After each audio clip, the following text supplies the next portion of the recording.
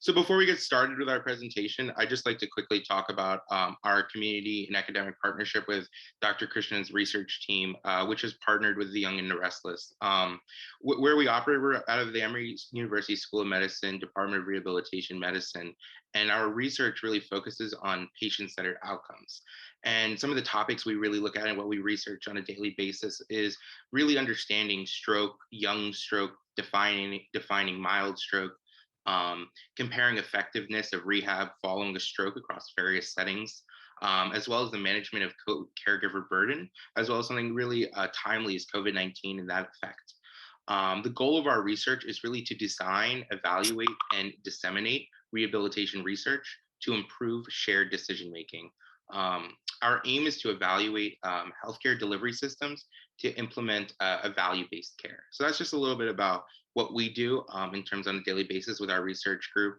And without further ado, I'd like to introduce our wonderful guest speaker, Dr. Futris. He's a professor in human development and family science and a state extension family life specialist at the University of Georgia. He has a PhD in human development and family studies from the University of North Carolina at Greensboro. Dr. Futris' work, which integrates research with outreach programming to promote healthy couple and co-parenting relationships. He's been funded in excess of $27 million from federal and state grants. He is currently the principal investigator of a 5-year federal grant that is examining variations in changes in individuals and relationship well-being among couples participating in the virtual versus in-person implementation of Elevate, taking your relationships to the next level, an evidence-based couples education program he co-authored. Dr. Futris was the 2018 co-recipient of the National Council on Family Relations, NCFR, and Margaret A. Arcus Family Life Educator Award in recognition of his contributions to advancing resources and best practices in couple relationship education. NCFR also conferred its prestigiousness fellow status to Dr. Futris in 2021. To learn more about Dr. Futris' work, I'll add a link into our Zoom chat. I'm very excited to hand over the mic to Dr. Futris for this amazing presentation. Thank you so much, Justin. I appreciate the introduction, and Roger, I appreciate you all inviting me here to share with you all. I'm glad you're all here tonight, and I appreciate this. This is a first for me, speaking with this group and speaking with stroke survivors. So bless you all, and I'm happy to be here. Really excited. So to share some of my info, I hope it's helpful, and that you find at least something out of it that you feel you can walk away with. So if during my talk there's ever a time that you have a question, feel free to either put it in the chat box, or you can unmute and then I'll, Justin, if you'll, and Roger, help me out. If you see anybody unmute or raise their hand with a question, just feel free, just jump right in and just say, hey, Ted, we got a question here. So, I'm happy to pause and take those questions as we go along. So hopefully everyone sees my screen. And, as Justin mentioned, I'm the author of a curriculum that we're called Elevate, Take Your Relationship to the Next Level, that we're implementing here to couples across Georgia. And I want to say, preface, like, the information I'm going to share here comes from the Elevate curriculum designed for couples, but it's also, just general relationship skills. So don't worry, like, if you're not in a couple relationship right now, these are skills you can use in all relationships with your friends, your family, your caregivers, your coworkers, so hopefully you'll find something here that you can use in all of your relationships. Okay. And so we've been, and I'll share a little more info at the end of my presentation if you want to learn more. And if you're interested in participating in our program, we've got going on there virtual classes across Georgia, that are serving couples across Georgia. So let me start by just sharing a little about what Elevate is kind of grounded on. what's unique about this program and what I'll be sharing here about is we really do talk about the connection between our heart and our head, right? And how we respond, how we react to each other, and what we can do to kind of regulate and try to manage that, right? And so you all understand, probably more than you want to about the brain, right? Because of your circumstance and your and the stroke that you experienced, you probably know more than you ever wanted to know about your brain. But what we know from science also is how critical that connection between our heart and our head and our brain is, and how we behave, how we react, how we engage with each other. Because our brain serves those primary functions of, just helping us breathe, helping us sleep, or monitoring our heart rate, that brainstem. And it kind of works its way up to those higher functioning parts of the brain that influence our thought and our action, right?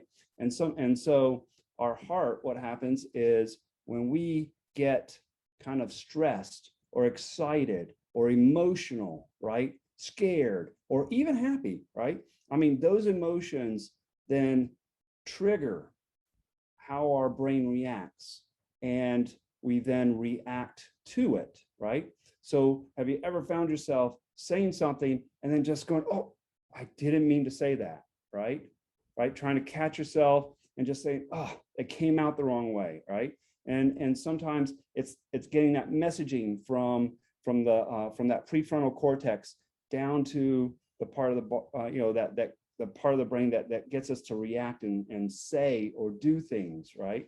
And so how do we regulate, how we regulate that makes a difference in how we react. And there's ways that we can work on managing that, even when it's even harder, right? Even when it's really hard to do that sometimes. And there's some strategies on that. And we know also how we spend our time focusing on either those positive things, those things that we appreciate, or the things that make us angry and frustrated, how that triggers and impacts our heart rate as well. Here I show a slide that shows the results of like a study showing how one group of individuals were asked to focus for 5 minutes on something that just frustrated the heck out of them, right? Just made them angry, and said, we want you to dwell on that for 5 minutes, right? And you can see their heart rate just kind of sporadic all over the place, right? Then you had another group that was asked, focus for 5 minutes on something you value, something you appreciate, someone that you really care for. And they focus for 5 minutes on that, and you see that steady heart rate, right? And so kind of how we kind of decide to focus our brain sometimes, how our thoughts can also influence our heart, right? Angry heart, angry brain, right? Or angry brain, angry heart, right? Angry actions. And so caring heart, caring brain, caring actions, right? So how do we get those all in sync so that we can engage positively with the people that we love, the people we want to be with, right? And so one of the things we do in our program, and I'm going to ask y'all here to kind of do this little exercise with me, is we're going to do a quick check-in to see, where are you right now? Where's your heart rate right now, right? Are you calm? Are you a little nervous, a little excited? So I want you to do me a favor and find your pulse, either on your neck or your wrist. I'll give you a second to kind of find that pulse. And what I'm going to do is I am going to say start, and I'm going to start a clock for 15 seconds, and then I'll say stop. So when I say start, I want you to start counting. And when I say stop, I want you to stop, all right? So hopefully everybody has found their pulse, and start.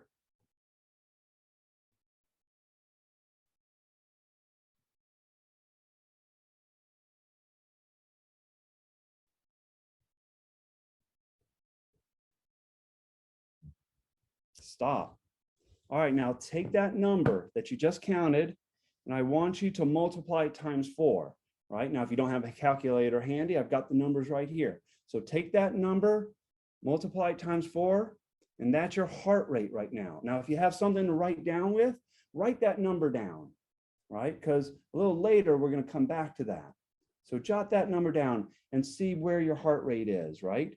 You kind of, that's, if you're feeling calm and good, that's a good steady heart rate then probably, right? If you're a little nervous, that tells you, okay, this is where my heart rate is when I'm a little nervous, a little anxious, a little frustrated, right? Hopefully nobody's frustrated right now. Hopefully I haven't frustrated anybody yet, okay? All right. And so we're going to come back to that here in a little, but what I'll be covering and talking about here today are kind of those core elements of ways to elevate your relationship without kind of elevating your heart rate, right? We want to stay calm, right? We don't want to elevate that heart rate and put ourselves at risk again, right? And of impairing our health and our relationships. So I'm going to cover some kind of basic core elements of the program. I won't go in, it's a 12-hour program, so I'm just hitting some of the highlights here for you today, and hopefully you'll be able to walk away with at least 1, 2, 3, hopefully more things that you can use in your own relationship. So I'm going to be covering each of these points that you see here on the screen: empowering, how to power yourself, how to lay the foundation in your relationship, how to become more enlightened, how to value each other, how to strengthen that attachment, how to tame the anger, right? Tame the beast within, and then how to engage with others, right? And which y'all are doing great right here in terms of engaging with this support systems, support network. So now I want to start by first explain how one of the strategies, when you're stressed, I want you to think about when you get stressed, how does your body react? How do you respond? Do you shut down? Or do you kind of like explode? Do you get really irritated, right? So what first, understanding like how do you first respond when you're feeling stressed or you get angry, right? And then thinking, what are the things you do to manage that stress when you get that way? Do you listen to music as a way to calm down? Do you read a book? Do you go for a walk, go exercise? Do you just go sit somewhere quietly, right? Like what works for you, right, to manage that stress when you're feeling that way, right? Because that's one of the first steps, right? In thinking about how to develop those healthy relationships is knowing first, how do you respond when you're triggered, when you're stressed, when you're angry, right? What works for you to kind of calm down, right? And so one of the strategies we really work on in our program is a mindfulness practice, right? Breathing exercises. Just how many of you are familiar, have heard of this? Like if you have the little reaction button and you want to raise your hand or put a thumbs up, how many of you have heard of mindfulness? A few of you? All right. Well, we're going to try this out a little, all right? And so if you'll do this with me and just kind of try this out. It's not like it's some say it's kind of like meditation, right? It's a little like it. We're going to just do a quick little 2-minute breathing exercise, mindful practice, right? Focus on loving kindness. So what I'd like you to do, and you're welcome to, if you have your camera on, you're welcome if you want to turn that off, if you just want to have that moment, or you can leave it on. I just want you to get seated in a real comfortable position. And if you're okay, closing your eyes. And I just want you, just for the first few seconds here, just focus on your breathing, okay? I want you to just breathe deeply in and let that out. Breathe that in, let that out. And I just want you here to focus on your breathing. And it's okay if one breath is longer than the other, just focus on your breath, breathing in and breathing out. And I just want you to do that just for a little second, a little while here.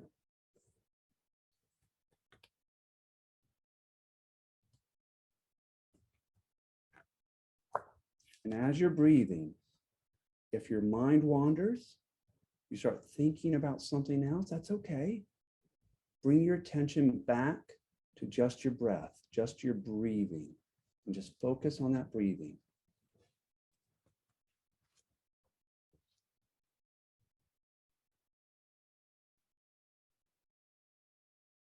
Now, as you continue to breathe, I want you to just repeat this thought to yourself. May I be filled with loving kindness. May I be well. May I be blessed. May I feel peace, balance, and forgiveness. May I be happy. Just breathe.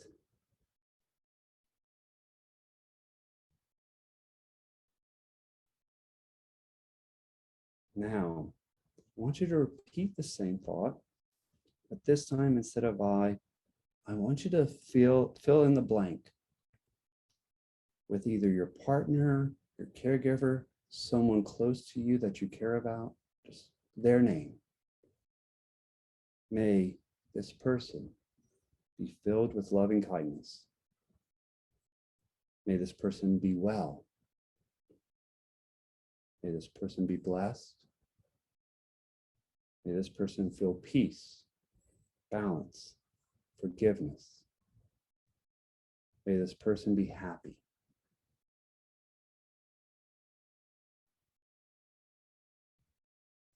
Just breathe.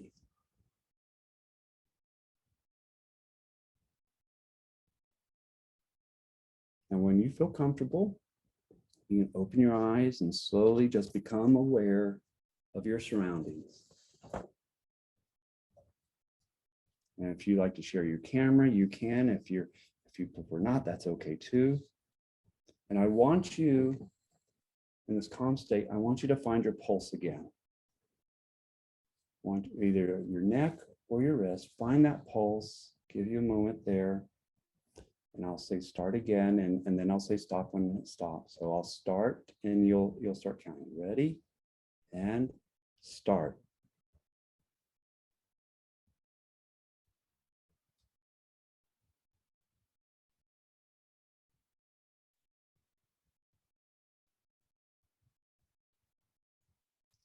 Stop. Now jot that number down. If you want to multiply that times 4, that's your heart rate. Now, how many found that your heart rate slowed down a little? Folks, or stayed the same? Did anybody's go up? A few times, yeah, okay. Right? But and think, I want you to take a moment and think, how do you feel right now? Do you feel relaxed? Do you feel calm? Right? Okay. So that exercise of just simply just taking a moment to breathe, right? Can sometimes make the difference in the choices that you're about to make, right? So it's a good exercise to practice in the morning before you get started. It's a good practice maybe at the end of the day if you've coming home or had a really hard day and you just need a moment to settle down, just taking a few minutes up to yourself just to breathe, right? Can sometimes make the difference in terms of what you say and how you interact with those around you. And we're going to come back to that, the importance of kind of taking that break in a moment a little bit later. Now, next, we also, in all relationships, the relationships that work are the ones that you put the effort into. Right? Relationships just don't happen, right? They require work, right? And folks are like, oh gosh, it's so much work, but relationships require work and effort. And we have to be intentional in the choices we make in relationships. We have to continually do things to make those relationships last, to make those relationships work. So we lay the foundation by making that commitment to hold on to each other. I like to share, story like if you see the photo here on my slide, if you've ever been tubing, You know, I know like up in Helen, Georgia, there's a really nice slow river, hop in the water when it's nice and cool in a tube and go downstream, right? I used to take my boys when they were little up there. And you know, when they were little, always nervous as with little ones kind of floating off, because you know I hadn't really ever done tubing before, and they had these nice straps to the tubes, right? And so we'd strap each other. I'd strap my tube to their tube so that they could. I'd give them some distance, but then I could pull them in, right, so that it wouldn't get too far. And a lot of that was because I didn't want them to get hurt, but also honestly, I didn't want to lose them, because if I lost them, my wife wouldn't let me back home, right? So I did it to hold on to my relationship, right? So sometimes you just got to make those intentional choices and make sure that things work, right? And so you just, because if you don't make that effort to kind of really work at it, to really try to make it work, you're just going to drift apart, right? And sometimes it's real easy when it's hard to communicate, when it's hard to say the things you want to say or do the things that you used to do, and you're not able to do those things. It's sometimes easy to shut down. It's harder to try to make it work, but working to make it work for something that's important is worth it, right? Because if you don't, you just drift apart. You drift, and then it's just harder to get back. But it's not impossible. It just means you got to work harder at it. Okay. So in all relationships, we just have to be intentional in our efforts. It's just not going to come easy, right? I tell my wife, you know, I do these trainings, I do these classes. You would think I'd be a really good husband. Well, you know, I try to be, right? So I don't want you to think like, oh, here's Dr. Ted here talking about all this relationship stuff. He must be really great husband. Well, my wife probably in the other room rolling her eyes, hearing me probably say that. And she said, yeah, no. He's like, so I'm always a great partner, a great husband after something like this, because I remind myself of, God, I could do that a little bit more. I could work at that a little harder. I really messed up the other day when I said what I said. I should have tried this, right? So I'm a little better. And then after a while, my wife says to me, Ted, when's your next class? Telling me that I need to go remind myself of some of these things I need to do, right? So we have to work at it. It's not easy. If it was easy, everybody would be doing it, including myself, right? So these are hard. These aren't easy things to do, but they're doable, right? Now, another thing that can really help in relationships is connecting and seeing each other and understanding each other when we feel understood, right? You ever hear someone say, oh, you just don't understand me, right? I'm sure you felt this way. All of us have felt that way, where we just didn't feel understood, and that frustrated us, right? So how do we, so what do we do to really work at listening, to understand, to feel heard, right? To communicate with each other? Because when we're enlightened about each other, when we know our goals, our partner's goals, their interests, their desires, their fears, you're able to connect more. But when you shut down and you don't share that information with each other, then it's easy to drift apart, right? It's easy to feel less connected, right? Now, sometimes the challenge is finding the right words, saying it the right way, right? And that can be hard sometimes when you don't have those same shared meanings. And I want to share a little video with you to help illustrate what can happen when we aren't on the same page with the words that we're saying.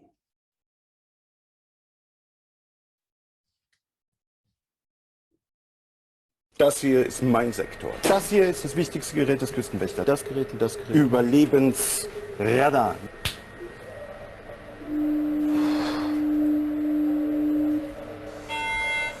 Mayday, Mayday. Hello, can you hear us? Can you hear us? Can you... Over.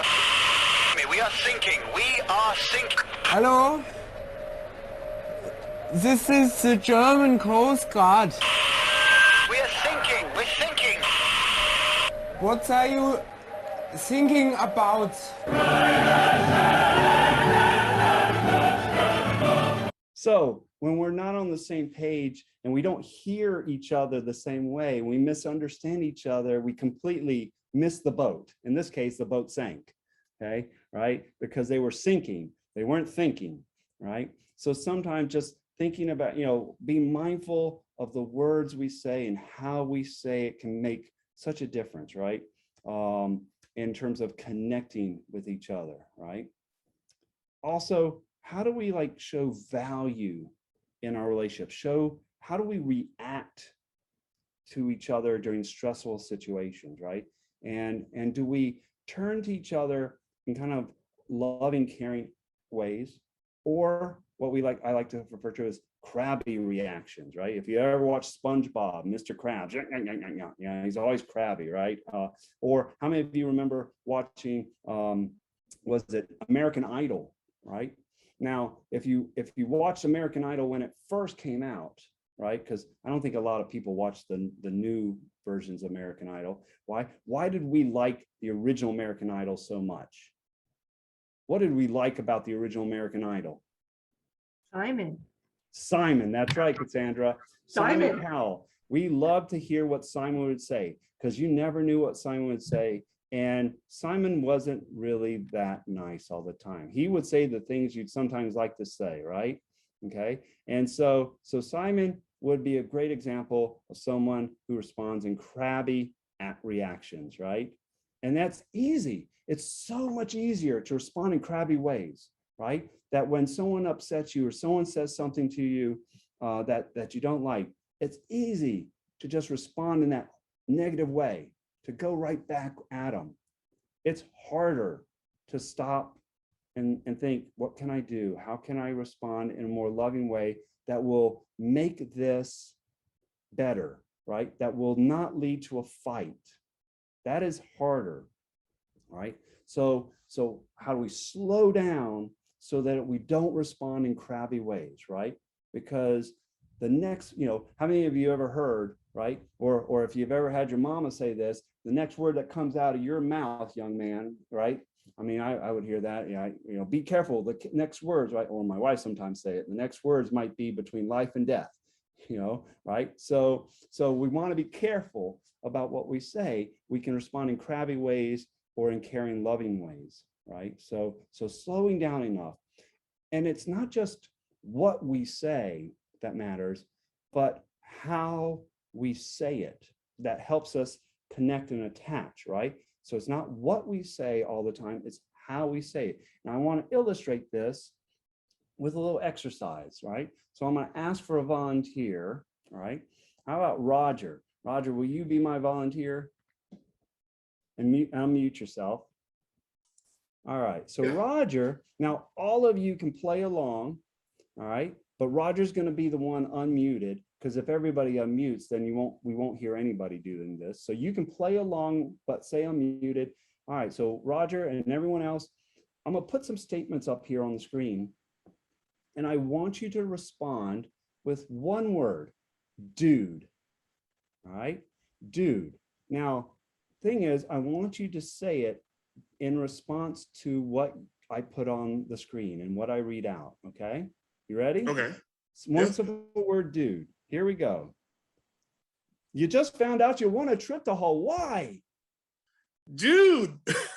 All right, there you go. We got started, all right? Everyone got that? No, got the hang of it? Here we go. I think you just stepped in dog poop. Dude. You just found out your partner wrecked your car. Dude. You just saw your partner in an attractive outfit. Ooh, dude. Right? There you go. So you can see one simple word, dude, completely different meaning depending on how you say it, right? Okay. So it's how we say the words. It's not just the verbal, but it's the nonverbal. It's how the volume, the pitch, right? The posturing, our touch, right? Our body language, our eye gestures, our eyes, right? Our eyes say a lot, right? My eyes right now are kind of engaged, but if I do this, I'm not engaged, right? It shows content, disgust, right? So simple, right? You ever get the stink eye, right? Okay, parents ever give you that stink eye? It's like, don't give me the stink eye, right? So our nonverbal, our facial contacts, our eye contact, our proximity, how close we are, right? You ever been around? I remember watching episodes of Seinfeld, the close talker, right? Person who's right up in your face. It's like, give me my space, right? That makes me feel uncomfortable, right? Or the person who's really far away and a soft talker is like, I can't hear you, right? So how we communicate, our nonverbal, makes such a difference in how we interact, how we connect with each other. So again, becoming mindful of our tone, becoming mindful of how we say our words, because you may say something that you don't mean to come across as frustrated or angry or disgusted, right? But how you say it, dude, like, dude, very sincere, dude, very same word, right? But how you say it makes a difference, right? And so just becoming aware of that tone. So when you're getting angry or frustrated because, gosh, why can't you understand what I'm saying? Why can't you understand what I need right now? I don't want that, right? You get frustrated. I need you to do this, not this. I want you to give me this, not that, right? I want you to hear what I'm saying and stop thinking I can't do these things, right? You get frustrated, okay? But then your tone and your approach either turns people off or turns people towards you, right? So how we turn towards each other makes a difference. I want to skip that slide. So how we, a researcher called John Gottman refers to, how we bid for connection with others, and how we respond makes a difference in those connections. Okay, so I'm going to play a little fun video here. I know this one, Roger loves this one. All right, to help illustrate this point of how we respond. So sometimes we just want to be heard, right? And I think this is going to hit that point, hit the nail on the target. All right, here. All right, here we go. It's just, there's all this pressure, And sometimes it feels like it's right up on me and I can just feel it, like literally feel it in my head, and it's relentless. And I don't know if it's going to stop. I mean, that's the thing that scares me the most, is that I don't know if it's ever going to stop. Yeah. Well, you do have a nail in your head. It is not about the nail. Are you sure? Because, I mean, I'll bet if we got that out of there... Stop trying to fix it. No, I'm not trying to fix it. I'm just pointing out that maybe the nail is causing... You always do this. You always try to fix things when what I really need is for you to just listen. No, see, I don't think that is what you need. I think what you need is to get the nail See, you're out. not even listening now. Okay, fine. I will listen. Fine. It's just... Sometimes it's like there's this achy... I don't know what it is. And I'm not sleeping very well at all. And all my sweaters are snagged. I mean, all of them. Yeah, that sounds really hard. It is. Thank you. Ow! Oh, come on. Ow. If you would just... Don't... Try to see things my way. Do I have to keep on talking till I... All right, so sometimes we just want to have our partners see things from our perspective. We don't want them to fix it. We don't want them to take care of us. We don't want them to do it for us. We just want them to hear us, to understand us, to feel heard, right? I know the other night, I watched this and I'm like, yeah, I messed up the other night because, my wife's sharing like her frustrations with work, what's going on. And, guys on average, and I don't want to make this like a men versus women or a Mars versus Venus analogy, because guys can be sensitive, women can be sensitive, men can be demanding, women can be demanding, right? But on average, like us guys sometimes, like, we're fixers. give us a problem, we'll fix it, right? It's like vanilla ice, right? If there's a problem, I'll fix it, right? So we like fixing things. So you tell us something's wrong, hey, I want to help you get the nail out, right? But sometimes our partners just want us to listen, right? So I found myself the other night, my wife sharing her frustrations. I'm like, I slip, and I like that guy part of me that comes out with like the solution popped out, and it's like, can you just listen to me, right? And sometimes that's what we want. That's what our partners want, right? We just want to be heard. We don't need you to feel it. We want you to understand it. I remember, if you ever, now I might be dating myself here in terms of aging myself, White Man Can't Jump. Now, it was a movie. Now, it's true, white man cannot jump. At least this white man cannot jump. But it was a great movie with Woody Harrelson and Wesley Snipes. And there's a scene in there where Woody Harrelson is with his girlfriend, and she says, I'm thirsty, right? I'm thirsty. And he gets out of bed, he goes to get her a glass of water, comes back, and she says, what's that? Well, you said you were thirsty. I got you a glass of water. Now, I'm thinking, what a nice guy. Got out of bed, went to get her a glass of water. She's like, I didn't want you to fix that for me. I wanted you to feel what it was like. I want you to connect with me. I want you to feel what it was like to be thirsty. And he threw the water on her and was like, come on, someone says they're thirsty. Like, but again, it goes back to the nail. So sometimes just stopping and asking, like I've even learned, you have to sometimes ask, like, is this a moment where you want me to just listen to understand? Or are you wanting my input? You want my advice, right? So that's one way to kind of de-escalate it, right? To kind of say, what's my role in this conversation right now? Am I just sitting here listening, which I'm happy to do? Or are you wanting my input, right? So kind of asking. But when we connect, we can either respond in very unhelpful ways, right? So sometimes we turn away. We ignore our partner's bids for connection, right? That can hurt the relationship. Right? So if your partner's asking you to connect, hey, check out this awesome movie that's on Netflix tonight. Yeah, well, I don't have time for that right now. Right? Okay. And then it's like, okay, they're trying to connect. Now you could have also turned against, I'm busy, right? So when we turn away or against from our partner, and that happens repeatedly, guess what? Eventually our partner stops trying to connect. Right? They stop coming to us. It's like, well, now if you have kids, this happens also with kids, right? As they get older, if your kids are like, hey, I want to play it. Oh, I want to do this. Oh, hey, look at this. Like, I'm busy, ain't got time for that. And, go do, leave me alone, go do something else.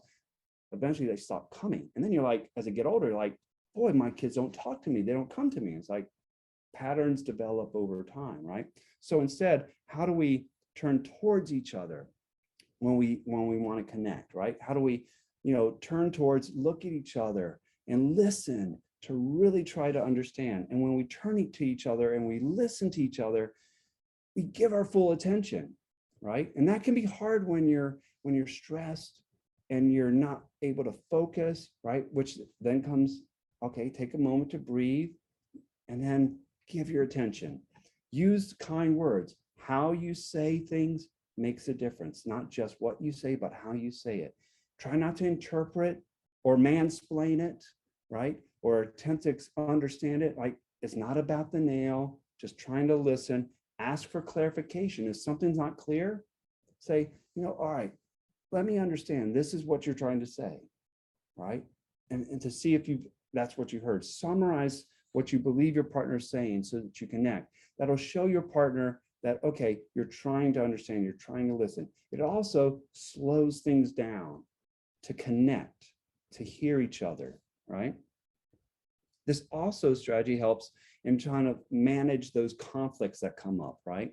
So those are interactions just to have on a regular basis. But when conflict comes up, when you have those differences, those patterns, how you manage conflict, right? And I emphasize managing conflict, not resolving conflict, right? A lot of folks get the misperception that we can fix things, that we can always resolve conflict. Sometimes the best thing you do is just manage it, right? You're going to agree to disagree sometimes, right? You haven't resolved anything, but you've learned how to manage those differences so you can hear each other and not strain and hurt the relationship, right? And those how we manage conflict is influenced and shaped by our past experiences, maybe what we saw, how we saw conflict handled in our growing up, how we saw how conflict was handled in our relationship, maybe even in your relationships before the stroke, how our relationships and how conflict is now managed, right? And that could be different. It could be the same, or so that influences us. And so then depending on what those patterns were, it can be sometimes harder to kind of learn those different strategies, but it is doable, it is possible, right? So some of the ways we mismanage anger is either physically or verbally, right? We yell, or we get in each other's face, right? We push each other, right? That only hurts the relationship, right? Passive anger, right? Talk to the hand, right? Turning away, turning against someone, right? Just walking away, stonewalling, sometimes what it's called, where you just kind of turn away and just ignore. Suppress anger, we just bottle it up, just fine, I don't want to talk about it, right? But what happens is it stays here, stays right here. Remember that slide earlier about what happens when you dwell on that frustration? Your heart rate elevates, right? And so that only ends up hurting you, hurting your health, and hurts the way you relate with each other, right?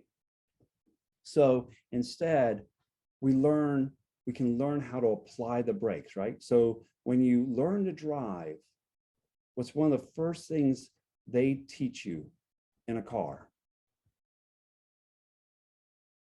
Show you where the brakes are, right? Not, before you put the key in, let me show you where the brake is, right? In relationships, sometimes we have to apply the brakes, right? Because, if you ever, you've driven up to a four-way intersection, right? And you see, you're coming up to that stop, and you're at the stop, and you're ready to go. And another car is coming the opposite direction.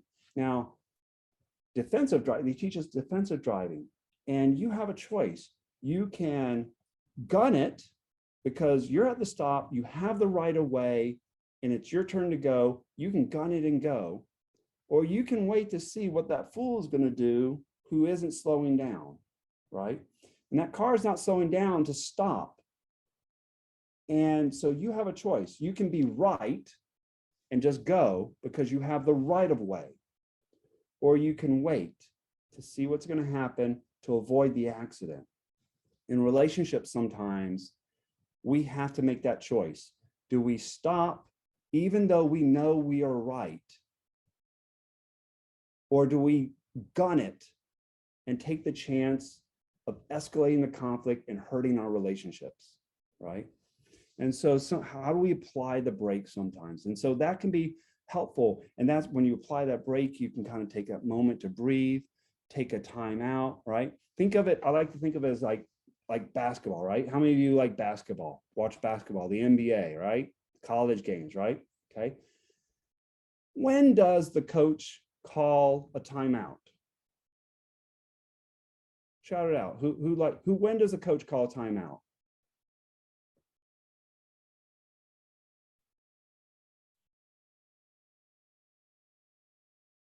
Help me out, Roger. When's he call a timeout? Mostly things are not going well. That's right, Samson. Yeah. He calls a timeout when things are not going well for his team, right? He goes, "Oh God, they're losing. They lost the game plan. Timeout, right?" The coach does not call a timeout when his team is doing great. Woo, timeout, ref. We're whooping the other team. We need to take a timeout to give them a break, right? He doesn't do that, right? So in our relationships, sometimes we need a timeout, right? Now, there are rules to a timeout. You don't call a timeout for your partner, right? You don't go to your partner and say, "Hey, you need a timeout," right? Now, I think your partner probably would react pretty negatively, right? Now, when we were kids, our parents, our caregivers might have said, "You need a timeout. Go to your room," right? But as an adult, we don't like being told you need a timeout. So call a timeout for yourself, right? When you feel yourself getting angry, when you feel your heart rate escalating, and you're like, all right, my heart rate's going up, say, hey, timeout. I need a moment because I'm getting really angry right now, and I don't want to say something that might be hurtful. So can you give me 5 minutes, right? Okay. So calling a timeout for yourself to just say, I need a moment before I do or say something that's going to hurt us. Okay. So call that timeout, find your calm, and then carry on, right? Take that time out, go maybe do those breathing exercises, go do something that de-stresses you. Maybe you need to go for a walk, listen to music, whatever it is. But then what's important is when you're calm, then come back and say, okay, can we talk about what just happened? As opposed to, you know what, forget about it.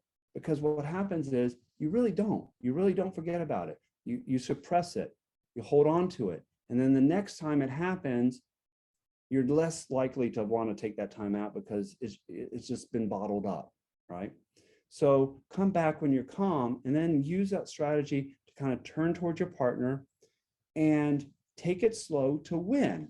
Use the kind of the win, think of the win strategy, W-I-N, win, and to express your needs and your feelings, right? To express what you want, right? So instead of saying, you know, I'm tired of you taking care of this all the time, doing this. I don't need you doing this for me all the time, okay? I don't need that. I'm not a baby. I can take care of myself, right? Now, that's gonna probably create conflict, right? Now, how do we use the win strategy? When you do those things for me, I feel like you don't trust me, that you don't believe in me. I need you to step away and give me some room to try things myself, right? Your caregiver, your partner is going to be less reactive to that and push back less and more likely to listen to you. So when you use this strategy of going slow to win, right, you're giving your partner that opportunity to hear you so that you feel heard and understood, right? Because they're not going to want to hear someone who's yelling at them, who's cursing them out, saying, get out of here, leave me alone, right? Okay. They're going to listen to someone who's communicating calmly to them. Remember, it's how you say it, not just what you say. So remember that win strategy. When this happens, I feel this way and I need this. I'd like you to do this. I like more of this. And explain what the change is that you want, right? Try that approach next time. Other ways to apply the brakes, it's finding common ground, right? Hey, we can do this together. I know it's hard. I know it can be a pain sometimes, but we can do this. I see what you mean. I see your point. We both want the same thing. Let's compromise. Or sometimes asking for forgiveness. I apologize. I'm sorry. I didn't mean to say that. Can I take that back? All right. Can we start over? All right. So those are other ways just to apply the brakes so that you can slow things down and get back to where you can hear each other. Okay. And then last, another way to strengthen your relationships is to engage in support networks. Who are the people in your lives that you can turn to when you need someone to talk to, or to bounce ideas off of, or to kind of help you out, help you and your relationships out, right? That could be this group, this amazing support group. It could be your church. It could be a family member. It could be a friend, right? So who are those persons that you can connect to? And it's like the saying, it takes a village to raise a child. That same village is also needed to support the family, not just the child, but the family too, right? So thinking about that support network. So in close, elevate in Elevate, we focus on E, empowering yourself, L, laying that foundation, that being intentional, enlightening yourself, being enlightened, understanding each other, right? Having shared meaning, valuing each other, attaching, connecting with not just what we say, but how we say things, managing the conflict, being tame, and how we handle differences, right? Take it slow, apply the brakes, listen, win, right? WIN, and then engage in those support systems. So that's Elevate. That's the Elevate program that we do. There's a lot more we offer in the program that we cover. And if it's something that your partner might be interested, we are working with couples across Georgia. We have virtual workshop classes, depending on where you live. If you're in the Gwinnett area, we have folks that are offering in-person workshops in Gwinnett, but we also have virtual workshops. If you have your phone and you scan that little QR code, it'll take you to our Facebook page. You can scan that and then like us, follow us, and you'll see when we have workshops. We offer relationship tips on that page.